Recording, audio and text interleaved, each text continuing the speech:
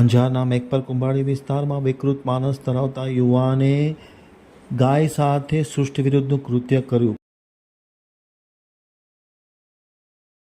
અંજારના મેઘપર કુંભારડી રવેચીનગરમાં રહેતા પ્રતિકભાઈ મનોજભાઈ ગોહેલે અંજાર પોલીસ મથકે નોંધાવેલી ફરિયાદમાં જણાવ્યા મુજબ ગત રાત્રિના ફરિયાદી પોતાના ઘરની અગાસી ઉપર સૂતા હતા અને રાત્રિના અંદાજિત 3:30 વાગ્યાના અરસામાં નીચે પાણી પીવા માટે ઉતર્યા ત્યારે ઘરની આગળ એક ગાયોનું ટોળું બેઠું હતું, જેમાં એક વ્યક્તિ એક ગાય સાથે અશ્લીલ કૃત્ય કરતો હતો, જેથી ફરિયાદીએ પોતાના મોબાઈલ ફોનમાં વિડીયો ઉતાર્યો ત્યારે તે ઈસમ ત્યાંથી નાસી જતા ફરિયાદી તેની પાછળ ગયા તો એ વ્યક્તિ રવેચીનગર મકાન નંબર 181માં જતા આ બાબતની જાણ ફરિયાદીએ વિશ્વ હિન્દુ પરિષદના ગૌરક્ષક મુરજીભાઈ ગઢવીને કરી હતી।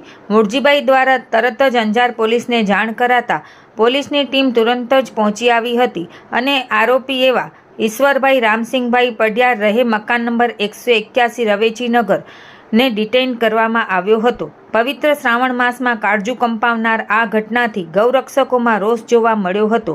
અંજાર પોલીસે ફરિયાદના આધારે ગુનો નોંધી વધુ તપાસ હાથ ધરી છે।